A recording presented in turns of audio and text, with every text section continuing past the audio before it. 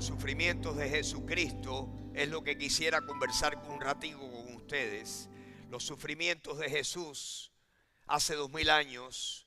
La Biblia es muy explícita y da muchos detalles de lo que nuestro Señor hizo por nosotros. No tenía por qué hacerlo. Como ustedes saben, la Biblia dice que Dios es conocido como el Verbo. Y en Juan capítulo 1 nos presenta a Dios como el Verbo. Y dice que en el principio era el Verbo y el Verbo era con Dios y el Verbo era Dios. La palabra, el concepto. Dios era el Verbo. Y luego dice en el mismo capítulo 1 que aquel Verbo se hizo carne y habitó entre nosotros. En otras palabras, Dios se encarnó en el cuerpo de una persona y esa persona se llamó Jesús. Nació de María, nació milagrosamente, solamente de María, porque su padre era el Espíritu Santo quien le había concebido. El Verbo se hizo carne y vivió y habitó entre nosotros. Y ustedes saben que en el mismo capítulo 1 dice que el Verbo, Dios, a lo suyo vino y los suyos no le recibieron. Lo rechazaron. El rechazo a Jesús. A veces pensamos que los sufrimientos de Jesucristo fueron fisiológicos nada más. Y yo quiero decirles esta mañana que los sufrimientos de Jesús fueron en todo su ser. Jesucristo sufrió, por supuesto, sufrió dolor fisiológico. Pero Jesús sufrió emocionalmente y hubo momentos donde estuvo a punto de morir por la tristeza y la congoja que había en su corazón. Pero el peor sufrimiento fue el sufrimiento espiritual, mis hermanos. La única vez que la Trinidad, Dios es un ser triuno, es Padre, Hijo y Espíritu Santo y los tres son uno. La única vez que vemos en las Escrituras que Dios se haya separado, que la Trinidad se haya separado y que el Hijo haya quedado solo, es cuando Jesús tomó tus pecados y los míos y tuvo que morir por ellos y tuvo que estar crucificado 6 horas para pagar tus pecados y los míos. Y en ese momento Dios el Padre tuvo que dejarlo. Por eso Jesús gritó y expresó: Dios mío, ¿por qué me has desamparado? No era que Dios lo había desamparado como tú y yo entendemos desamparo. Es que Dios tuvo que dejarlo. Porque el que no conoció pecado, Dios no puede comulgar con el pecado. Dios en su esencia divina no puede comulgar con el pecado. Y Jesús tomó tu pecado y el mío, nuestras culpas, y el Padre se las echó encima para que tú y yo pudiéramos recibir el mejor de los regalos, que es el regalo del perdón, el regalo de la salvación. Y yo quisiera esta mañana, si les puedo confesar y les puedo revelar mi deseo, es que usted pueda hoy sentir cuánto lo ama el Señor a usted, que usted lo pueda sentir, ese constreñimiento del que habla 2 Corintios 5:14. Ustedes saben que constreñir es cuando a uno lo aprietan y lo están asfixiando. Constreñir, sabemos que lo que significa es cuando algo nos está impulsando, nos motiva a algo.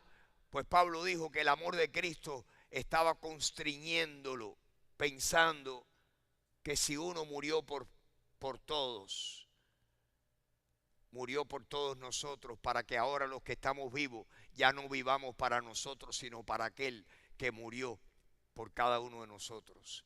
Ese sería mi objetivo esta mañana. Quiera Dios que el Señor lo haga esta mañana. Y yo quisiera hablar de los 2 capítulos en el libro de Mateo que hablan de los sufrimientos de Jesús. Comienza en Mateo 26. Yo voy a recoger versículos salteados de Mateo capítulo 26 y mis hermanos allá atrás ¿verdad?, que con tanta bondad me ayudan y nos ayudan a todos nosotros a ver, a poder a poner aquí en las pantallas los pasajes bíblicos. Jesús, Mateo 26 comienza donde Jesús le dice, ustedes saben que la Pascua, la fiesta de la Pascua, esa fiesta judía que celebran todos los años, donde toman el cordero recordando cómo fueron liberados por Dios, Moisés encabezando aquel éxodo de Egipto, pues aquel cordero, aquel animalito inocente fue sacrificado. Y esa es la fiesta de la Pascua, recordando el cordero que fue sacrificado. Y el Señor le dijo, pongan la sangre del cordero ahí en la entrada de las puertas de su casa. Y cuando el ángel de la muerte pase y vea la sangre del cordero a la puerta de su casa, la muerte no tocará ese hogar. Todo era ilustrativo, todo era simbólico, todo era un prototipo de lo que el Cordero de Dios, Jesucristo, iba a hacer por ti y por mí. Y cuando tú y yo tomamos y aceptamos y personalizamos la sangre de Jesús y la ponemos alrededor de nuestras vidas, el ángel de la muerte jamás tocará nuestras vidas. Nos iremos al cielo con el Señor, gracias a la sangre del Cordero que nos cubre. Y esa es la bendición mayor que podemos tener. Jesús le dijo a los discípulos, a los apóstoles, en 2 días se celebra la Pascua. El Hijo del Hombre va a ser entregado para ser crucificado. En otras palabras, el Señor comenzó a anticiparles, a anunciarles, a prepararles para que su crucifixión, que había llegado el tiempo de su crucifixión. Eso lo dice Mateo 26:2. Si puedo hacer un paréntesis y es pedirle a ustedes, mis hermanos, que ustedes hoy, después de almuerzo, por la noche antes de acostarse, como familia o solos, se tomen 10 minutos y se lean 2 capítulos en el libro de Mateo. Mateo 26 y Mateo 27. Todo lo que yo voy a hablar, que voy a hablar salteadamente, va a salir. Pero si usted lo lee en su totalidad, va a tener un conocimiento más pleno de todo lo que pasó aquí. Jesús le dijo, voy a ser crucificado. Jesús le dijo más adelante, le dijo, ahí vino María y le limpió los pies, derramó el perfume, sus lágrimas, le secó los pies. Todo eso pasó. Entonces, el primer día de la fiesta, Jesús le dijo a sus discípulos, vayan y preparen el lugar donde vamos a tener la Pascua. Y aquí comienzo, mi primer versículo que les quiero mostrar, se encuentra en Mateo, capítulo 26, versículo 20. Dice que esa noche, como ustedes saben, los judíos no celebran el día como nosotros. Para nosotros, un día nuevo comienza después de las 12, después de medianoche. Para los judíos, el día nuevo comienza a la caída del sol a las 6 de la tarde. Y a la hora de la caída del sol ya era el día de la Pascua. Jesús dice que cuando llegó la noche se sentó a la mesa con los 12 discípulos y fueron a tener la tradicional comida de la Pascua, Jesús y sus 12 apóstoles. Y allí les dijo, les reveló, les anticipó lo que ya se había profetizado, que iba a haber uno de entre ellos que le iba a entregar. Y ahí les dijo, de cierto les digo, versículo 21, les digo que uno de ustedes me va a entregar.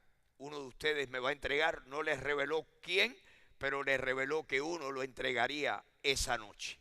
Esa noche tuvieron la cena, como ustedes saben. Después de la cena, allí partieron el pan, tomaron del fruto de la vid.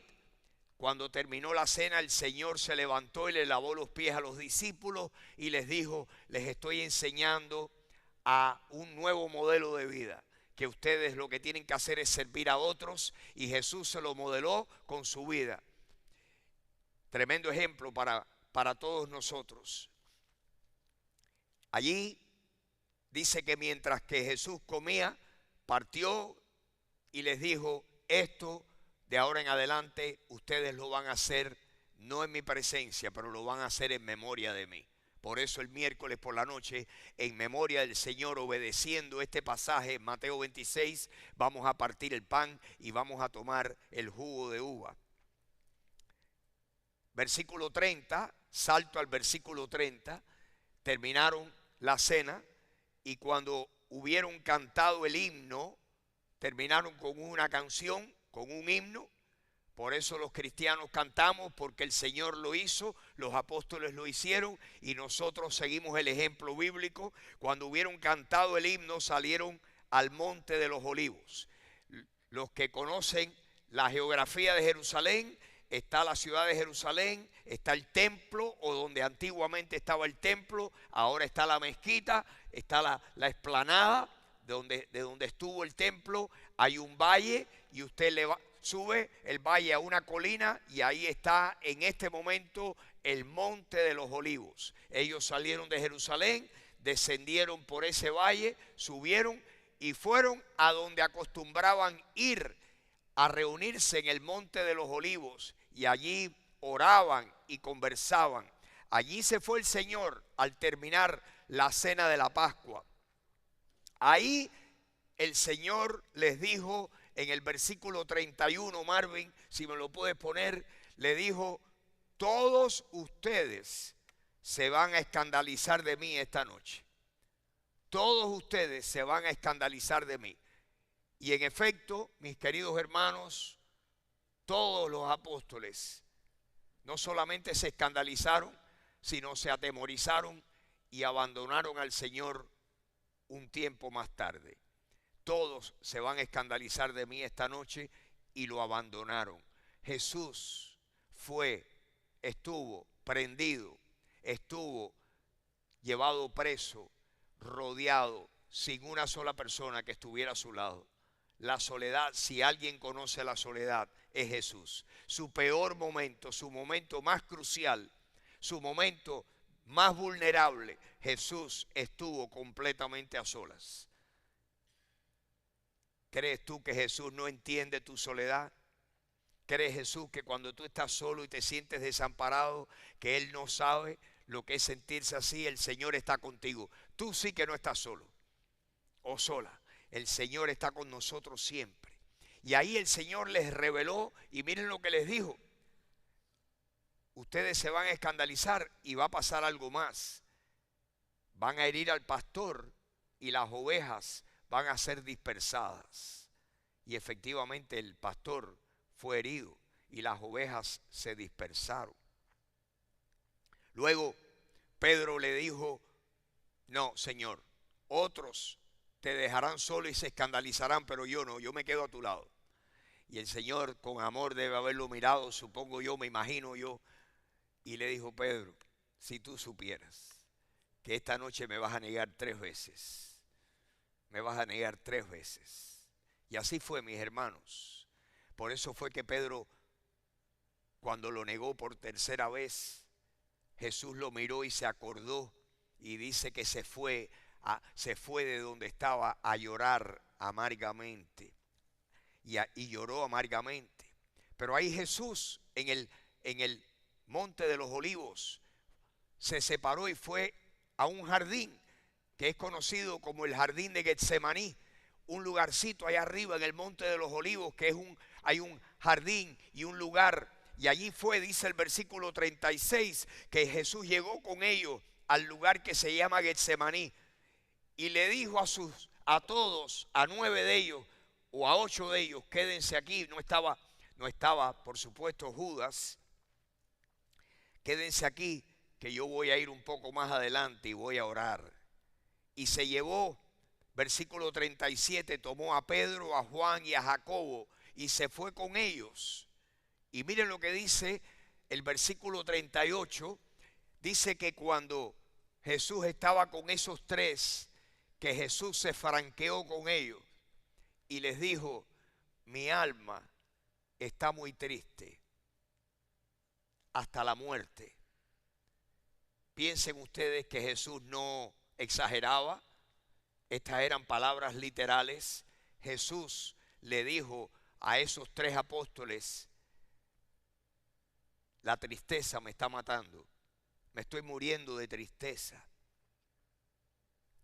Quédense aquí y velen conmigo en oración.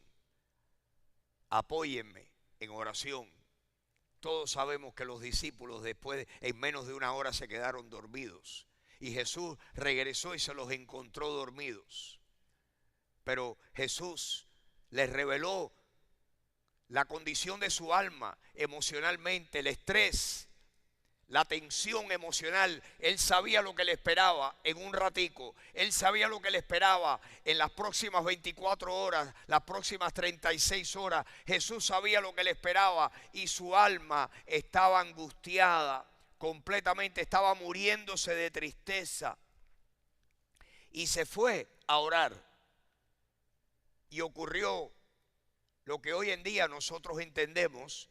La Biblia nos lo dice de una manera muy primitiva, pero nosotros sabemos que cuando una persona tiene un estado de ansiedad o un estado de estrés, un estado emocional, tiene tanta tensión emocional, los vasos capilares debajo de su piel se pueden romperse, y por los poros no solamente saldría sudor, sino que sale sangre mezclada con sudor. Creemos que Jesús sufrió eso por el siguiente versículo que se encuentra en Lucas. Interesante que el médico Lucas explica un dato fisiológico de Jesús. Capítulo 22, versículo 44, dice que Jesús, cuando se fue a orar, estando en agonía, oraba más intensamente. Jesús en agonía oraba con tal intensidad, dice Lucas, y era su sudor como grandes gotas de sangre que caían hasta la tierra. Jesús sufrió lo que hoy en día la ciencia le llama hematidrosis. Hematidrosis, que es sangre mezclada con agua, es un mal producto de un momento de tensión emocional inmensamente grande y severo. Así estaba agonizando Jesús, pidiéndole al Padre, y le decía: Padre mío, si es posible, pase de mí esta copa, pero no sea como yo quiero, sino como tú quieres. Jesús siempre quiso cumplir la voluntad del Padre, aún en los momentos más difíciles. Qué ejemplo fue Jesús para nosotros. Luego se los encontró durmiendo, y por último vino y les dijo: es ya la hora, levántense, vamos. Miren lo que dice el versículo 45, si me lo pones, Marvin. Entonces vino a sus discípulos y les dijo: duerman ya y descansen. He aquí, ha llegado la hora, y el Hijo del Hombre es entregado en manos de pecadores. Levántense, vamos, vean, se acerca, versículo 46, se acerca el que me entrega. Y acto seguido, lo que vemos aquí es la traición y el arresto de Jesús. Dice versículo 47 que mientras todavía estaba hablando con los apóstoles, mientras todavía hablaba, vino Judas, uno de los 12, y con él mucha gente con espadas y palos, mucha gente con espadas y palos, de parte de los principales sacerdotes y de los ancianos del pueblo. Y el que le entregaba les había dado señal diciendo: al que yo besare, ese es, préndanle. Y enseguida se acercó a Jesús, y aquí está el infame, el horrible beso de Judas, el beso de la traición. Se le acercó a Jesús y le dijo: Maestro, salve. Y le besó. Jesús, versículo 50, le respondió y le dijo: amigo, ¿a qué vienes? Entonces se acercaron y le echaron mano a Jesús y le prendieron. Los que venían con palos, con espadas, los que venían, la guardia de aquellos líderes religiosos. Qué interesante. que eran los líderes religiosos, la intolerancia religiosa de aquel entonces. Hoy en día todavía hay intolerancia religiosa. Muchas veces la gente más religiosa pueden ser los más intolerantes, los más crueles. Así fue en el caso de todas las autoridades judías. Llevaron a Jesús, se lo llevaron. Dice que lo llevaron después de la entrega, que lo prendieron. Y dice que lo llevaron hacia la casa del sumo sacerdote. Pero cuando ocurrió esto, versículo 56, si me lo puedes poner, Marvin. Todo esto sucede para que se cumplan las escrituras de los profetas. No hay una cosa en la Biblia, no hay una profecía bíblica que pase sin cumplirse. Toda palabra de Dios tiene que cumplirse, porque la reputación y la veracidad de Dios está en juego. Y Dios, ni una coma, ni un punto de la palabra de Dios pasará sin que se cumpla. Usted y yo podemos confiar en las escrituras 100%. Que Dios nos ayude a tener una fe absoluta en el poder, en la veracidad de las escrituras. Las profecías todas se cumplieron. Y como Jesús había dicho que se iban a escandalizar de él, todo esto sucede para que se cumplan las escrituras. Entonces todos los discípulos, ¿qué hicieron? Dejándole, huyeron. Versículo 57. Y los que prendieron a Jesús, los que lo arrestaron, le llevaron ante el sumo sacerdote, que se llamaba Caifás, a donde estaban reunidos los escribas y los fariseos. Allí había un sinnúmero, un número que no conocemos, pero había un sinfín de personas. Todos los líderes religiosos de Jerusalén estaban reunidos allí para aquel complot, para aquel plan de acusar y de hallar culpable a Jesús y deshacerse de este que nos está causando tantos problemas, este que está diciendo tantas cosas diferentes a nuestra religión.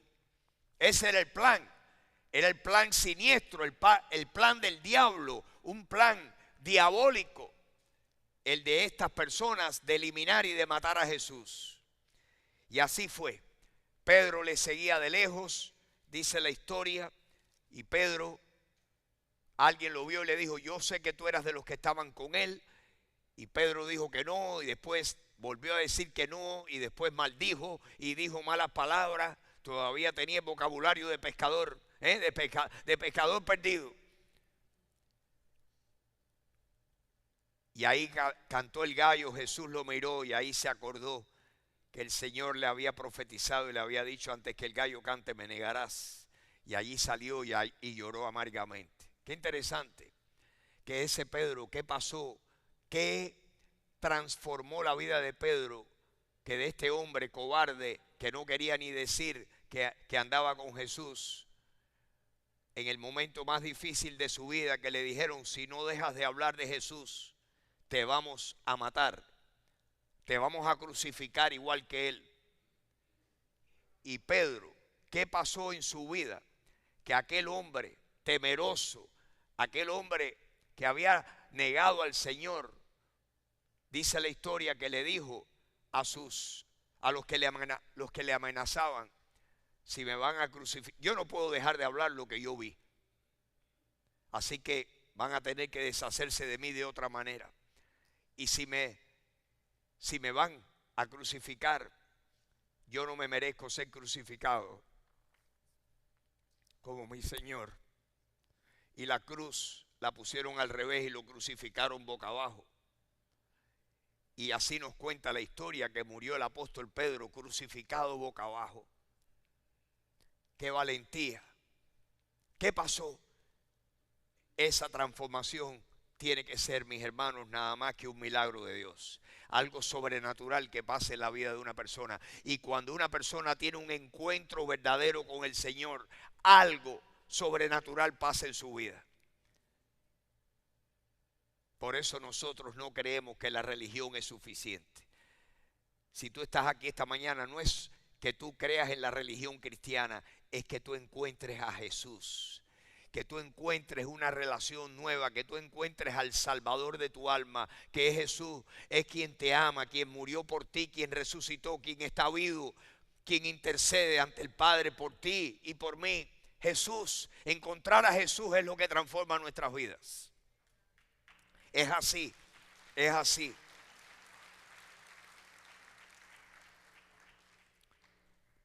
Jesús lo acusaban.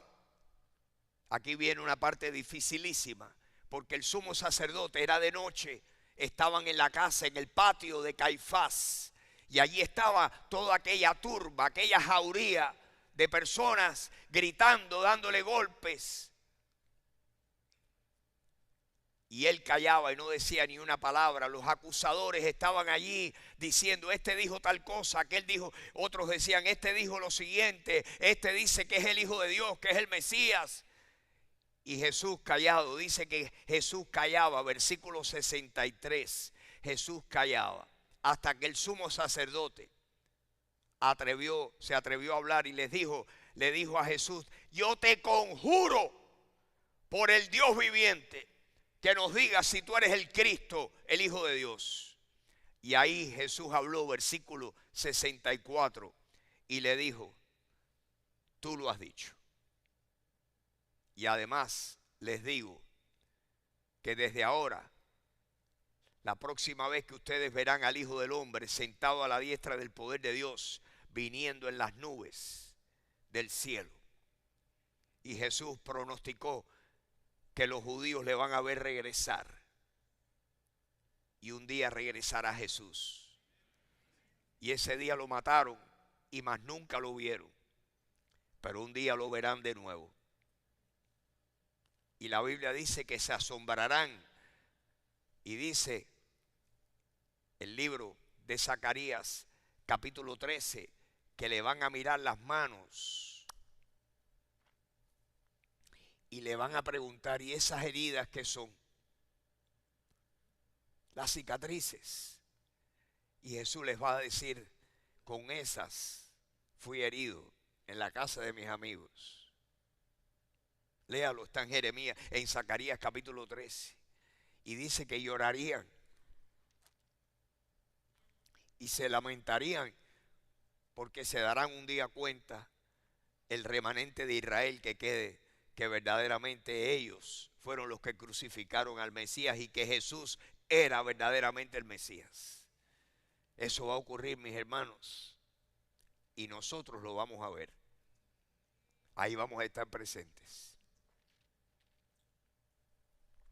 Ahí pasó algo dificilísimo para el Señor fisiológicamente, porque en cuanto el sumo sacerdote oyó aquellas palabras, que Jesús afirmó lo que él dijo y le dijo, el que lo has dicho eres tú, que yo soy el Mesías.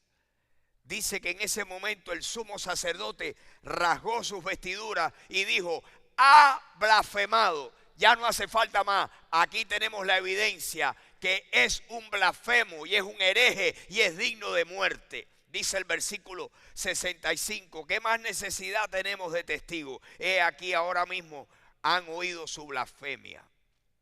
Versículo 66. ¿Qué les parece?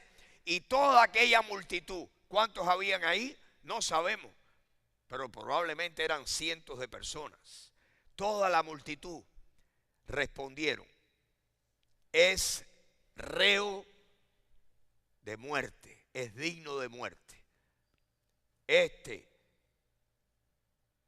Hay que condenarlo a muerte. Inmediatamente, versículo 67,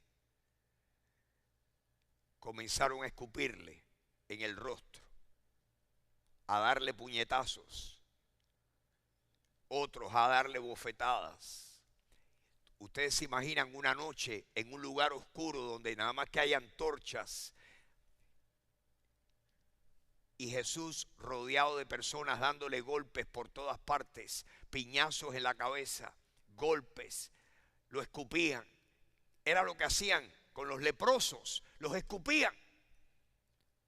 Era la señal del peor rechazo. escupir al leproso para que supiera que era completamente rechazado e indeseable en la sociedad. A Jesús lo escupieron como si fuera un leproso.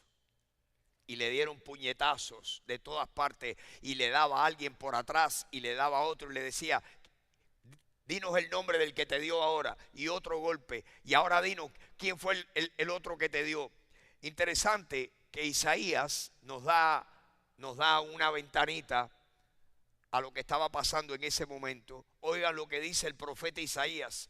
Esto está escrito 700 años antes de Cristo. Isaías capítulo 50, versículo 6.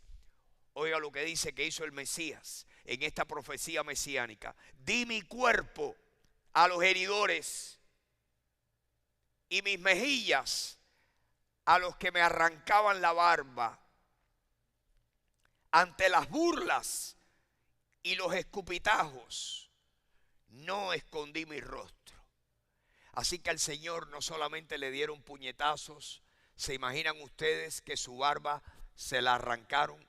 ¿Cómo quedó el rostro del Señor? ¿Cómo quedó la piel del Señor cuando alguien le arranque los pelos de la cara a una persona?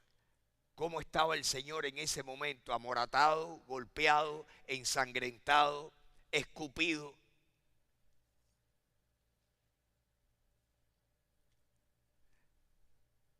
Y Jesús hizo eso por mí y por ti. El amor de Cristo. No tuvo por qué hacerlo y sin embargo lo hizo. Le dijo al Padre: heme aquí, envíame a mí. ¿Quién va a morir? ¿Quién va a dar su vida? ¿Quién va a sufrir por estos pecadores? Heme a mí, envíame a mí. Heme aquí, Padre, yo voy. Así es el amor de Cristo por ti y por mí. A mí me constriñe el amor de Cristo. Capítulo 27, voy a saltar un poquito para abreviar el tiempo. Lo llevaron ante Poncio Pilato. El que tenía que matarlo era la autoridad romana. Tenían que deshacerse de Jesús. Los judíos lo llevaron. Poncio Pilato estaba allí, era el guardia, era el encargado de cuidar y de tener la ciudad de Jerusalén en orden. Tenían que tener una buena relación. Los romanos pues mantenían cierto control sobre los pueblos conquistados. Israel fue un pueblo, una nación conquistada por el Imperio Romano. Allí estaba Poncio Pilato, el encargado que gobernaba, ¿verdad? Allí en aquel lugar dice que se lo llevaron atado por la mañana. Capítulo 27, versículo 1. Así que el Señor, capítulo 27, versículo 1, si me lo ponen ahí en la pantalla, venida la mañana, se pasaron toda la noche en eso. Toda la noche. ¿Usted se imagina estar toda la noche dándole golpes? El estrés. Por la mañana, al amanecer, se lo llevaron ante las autoridades romanas y allí Poncio Pilato, como ustedes saben, lo interrogó. Jesús habló poco. Pilato no quería condenarlo a muerte. Los judíos lo obligaron, lo presionaron. Y como ustedes saben, llegó el momento donde Poncio Pilato se lavó las manos y dijo: yo no he encontrado ningún delito de muerte en este hombre, pero ustedes quieren.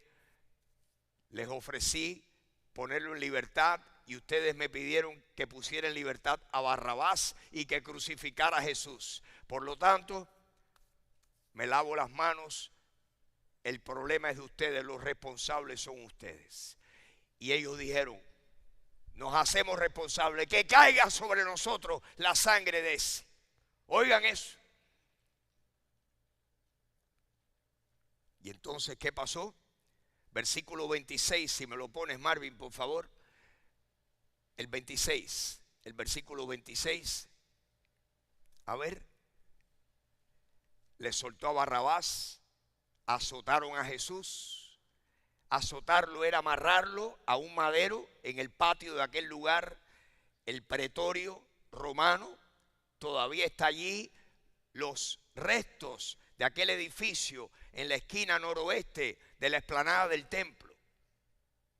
En aquel patio allí lo amarraron a un tronco, le quitaron la ropa y los soldados romanos comenzaron a azotarlo, a flagelarlo con un flagelo romano, con un látigo romano, a darle golpes, a romperle la piel, la espalda, el cuello, las costillas. Ustedes saben que Mel Gibson hizo la película La Pasión de Cristo, y cuando pusieron a Cavizo y le estaban dando golpes y le ponían una protección, hubo un pedacito del látigo que se salió de donde tenía que dar y le dio de verdad un pedacito de un flagelo. Y el hombre contó de que el dolor era inmensamente grande, y eso no es nada comparado a lo que nuestro Señor sufrió. Su cuerpo, su espalda, sus hombros tienen que haber sido tiras de carne donde se le podían ver los músculos. Quién sabe hasta dónde, cuán profundo llegaban las heridas en su espalda. Muchos de los prisioneros morían porque el castigo del azote era tan grande que el dolor era insoportable y se desplomaban y se morían antes de ser crucificados. Jesús sufrió, fue azotado, lo desnudaron, le pusieron una corona de espinas en su cabeza, se la incrustaron en la cabeza.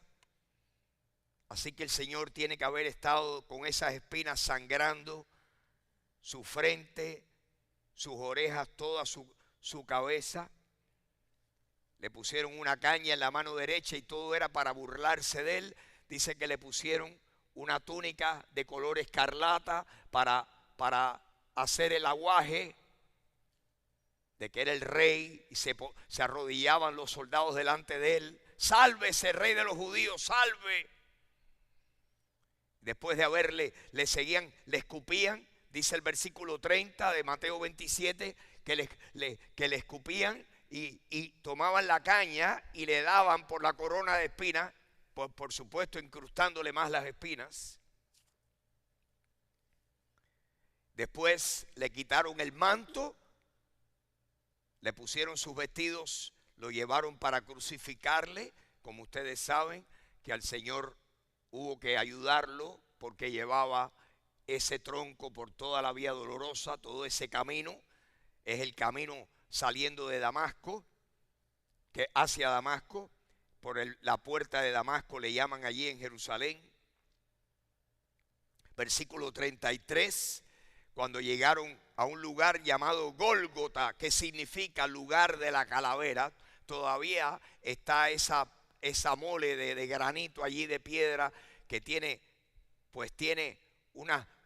dos cóncavas así en la piedra y da la impresión de que es una calavera, al lado de la carretera.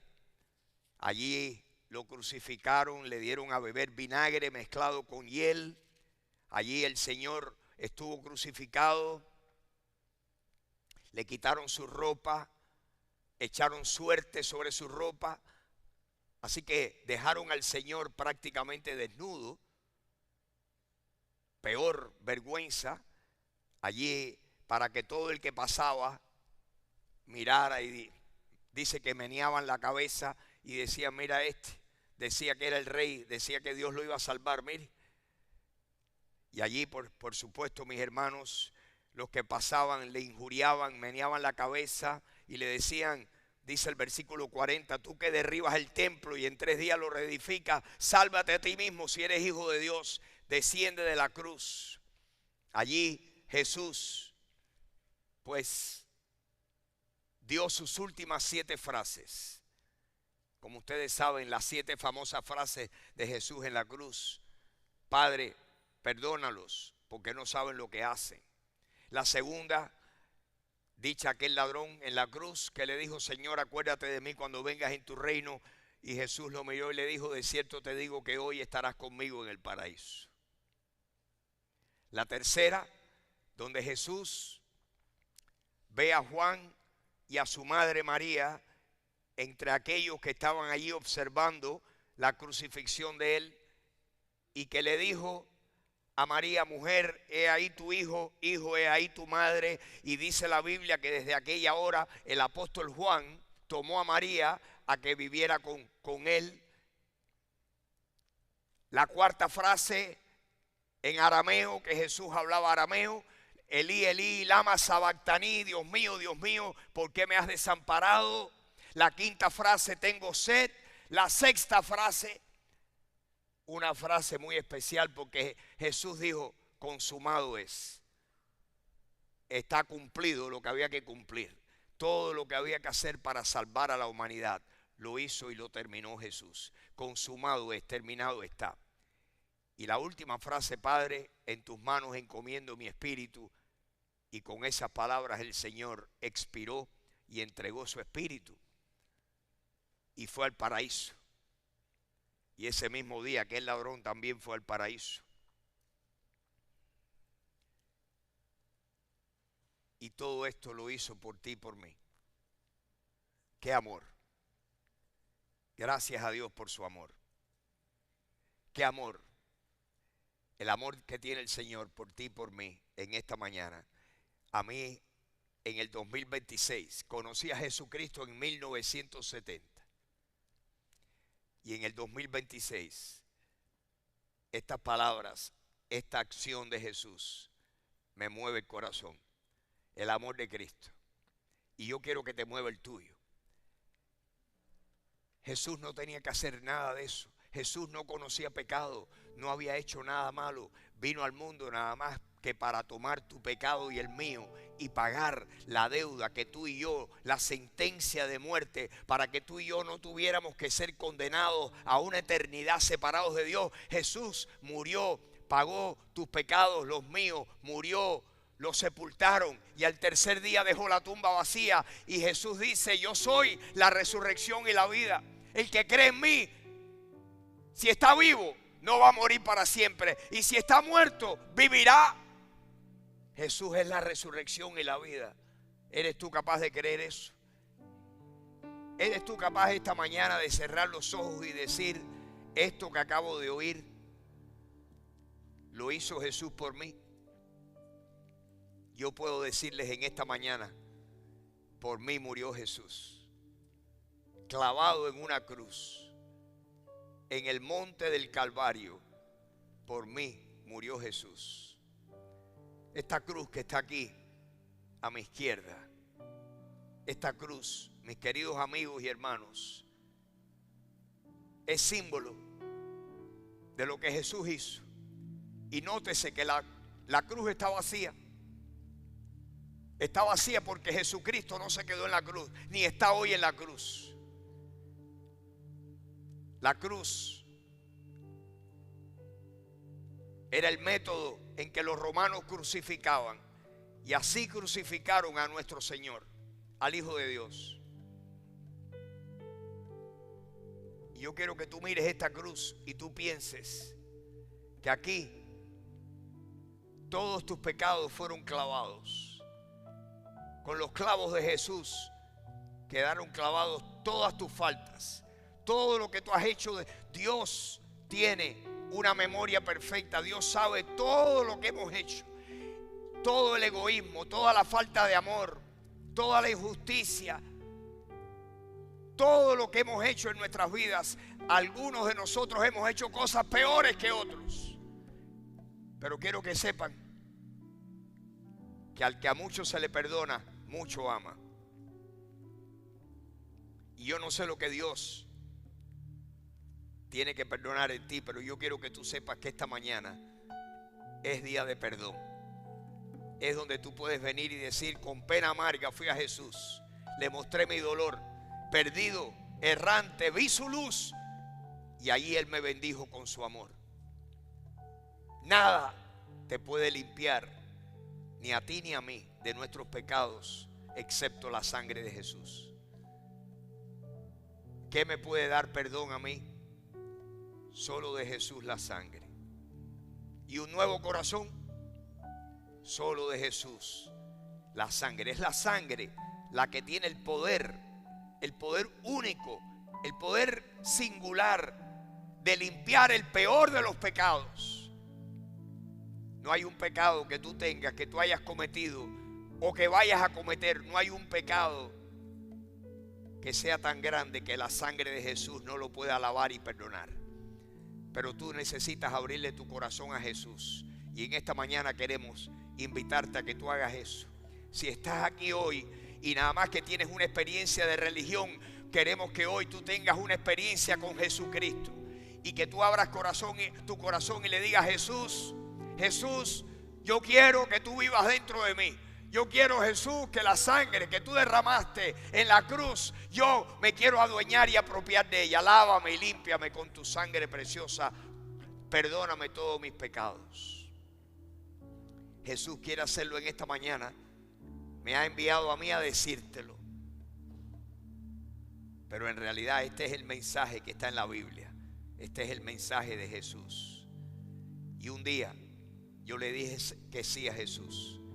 Hace muchos años, un día le dije: Jesús, yo necesito tu perdón. Jesús, en este momento te pido que tú seas mi salvador, mi perdonador. Y Jesús me oyó. Y Jesús te va a oír a ti si tú en este momento le dices: Jesús, yo tengo sed de ti. Tener a Jesús es la manera de saciar nuestra sed espiritual. Jesús dijo: el que tenga sed, venga a mí y beba, porque yo le voy a dar un agua que no va a tener sed jamás. Y yo te pido que en este momento tú hables con Jesús. Este pedacito de esta canción que vamos a cantar, queremos que sea una oportunidad, que te dé un pie para tú hablar con el Señor y decirle: Jesús, Él te está oyendo. Jesús oye tus pensamientos y los míos. Dile: Jesús, yo sé que yo tengo muchos defectos. Díselo. Si confesamos con nuestra boca que Jesús es el Señor y creemos en nuestro corazón que Dios lo levantó de entre los muertos, seremos perdonados. Él ha sido bueno y va a seguirlo siendo.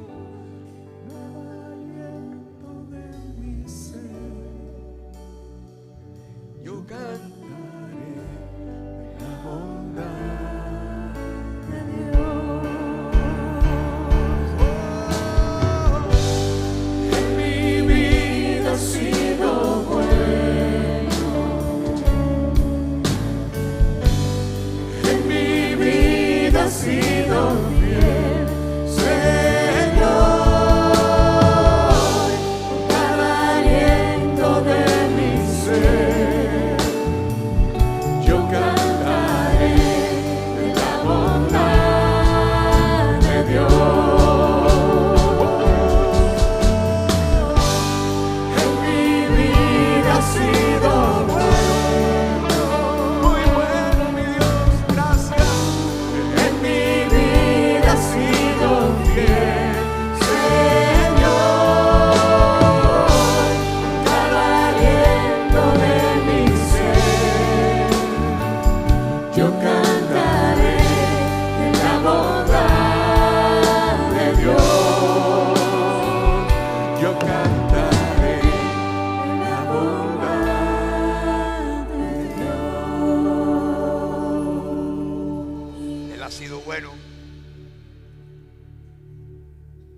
Siendo bueno hoy.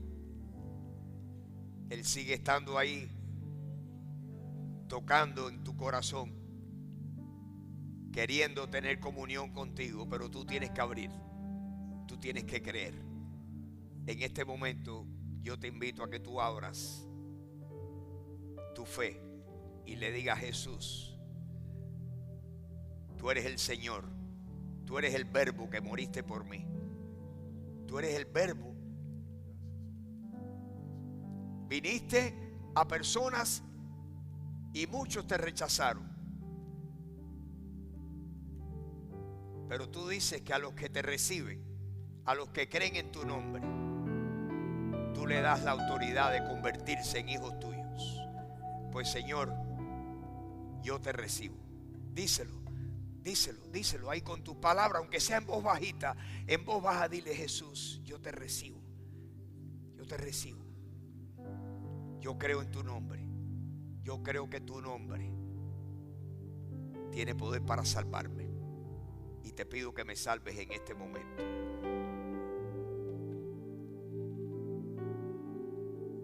Jesús me salvó a mí. Me dio vida eterna, me perdonó. Entró en mi vida. Empezó a actuar poderosamente. Empezó a guiar mis pasos. Empezó a ponerme cosas nuevas en el corazón. Tener a Jesús, disfrutar a Jesús, es algo tan profundo. Es la experiencia espiritual de toda una vida. Tener a Jesús. Mi deseo no es que tú tengas una iglesia nueva, que tú tengas una religión. No. Nuestro deseo aquí es que tú tengas a Jesús. Porque Jesús está contigo por donde quiera que tú vas. Dile: Jesús, yo te recibo. Yo creo en ti. Límpiame con tu sangre. Yo creo que tu sangre perdona todos mis pecados. No quiero tener ya la condena. No quiero estar condenado y que un día me muera y que salga que la condena no fue perdonada. Quiero tener la tranquilidad de saber que mi condena ha sido borrada porque tú me perdonaste. Pues te abro mi corazón para que tú me perdones. Si no lo has hecho nunca, hazlo en este momento. Porque todo aquel que invoque el nombre del Señor será salvo. Todo aquel que invoque de corazón el nombre del Señor, el que crea de todo corazón, será perdonado, será exonerado, será exculpado, será lavado. Cree en el Señor Jesucristo, mi querido amigo o amiga, y serás salvo. Y le llevarás este mensaje a tu familia, y tu familia también se salvará.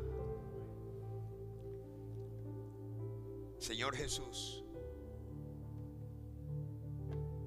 esta mañana hemos visto, hemos oído, hemos pensado en tu muerte, en lo que tú hiciste por nosotros. Y dice tu palabra que por todos murió, para que los que viven ahora ya no vivan para sí, sino que vivan para aquel que murió y resucitó por ellos. ¿Cuántos esta mañana dicen: Señor, yo quiero vivir para ti? De manera que podemos decir, si alguno está en Cristo, nueva creación es. Las cosas viejas pasaron, he aquí todas son hechas nuevas. ¿Cuántos quieren que el Señor haga cosas nuevas en su vida? Un nuevo caminar, un nuevo modelo de vida, un nuevo ejemplo. Que el Señor nos dice: sean imitadores de mí y anden como anduve yo.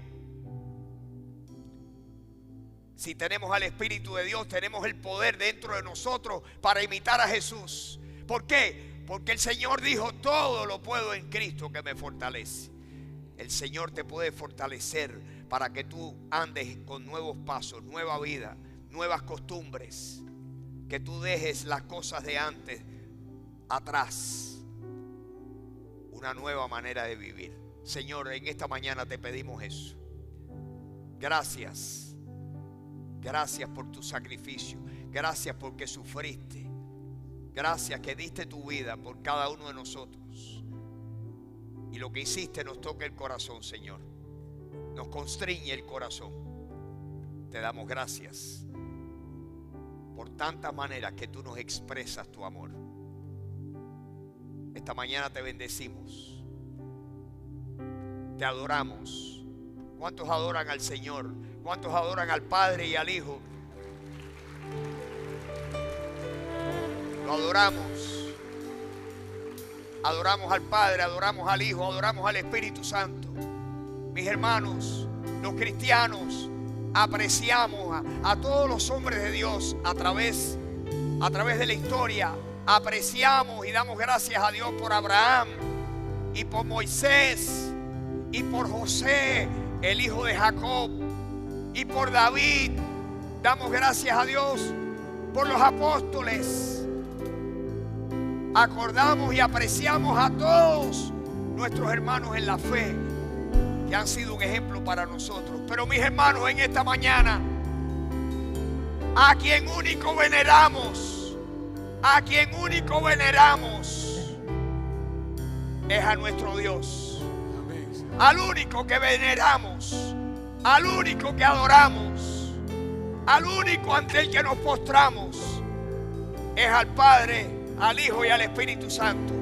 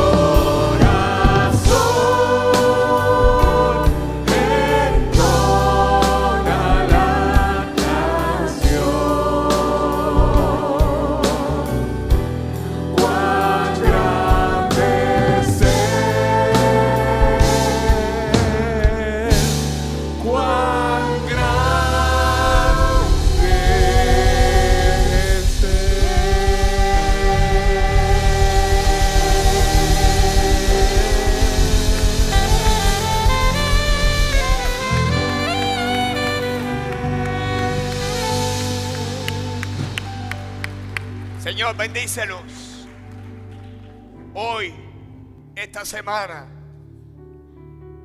Tráenos la memoria de ti muchas veces. Ayúdanos a poderle presentar la persona de Jesús a otras personas que no lo conocen. Y Señor, no solamente hoy, no solamente esta semana, ayúdanos a amarte más todos los días de nuestras vidas. ¿Cuántos desean eso, mis hermanos? Yo deseo lo mismo. Que Dios nos ayude, que Dios nos lleve allá. Mis hermanos, que Dios los bendiga, los guarde. Que el Señor haga resplandecer su rostro sobre cada uno de nosotros. Señor, bendícenos porque solo tú bendices. Y la bendición tuya es la que enriquece y no añade tristeza con ella. Bendícenos. Gracias por este día. Despídenos en paz, en amor, en el gozo tuyo, Señor. Te lo pedimos en el nombre de Jesús. Amén, amén, amén, amén. Dios le bendiga, mis hermanos.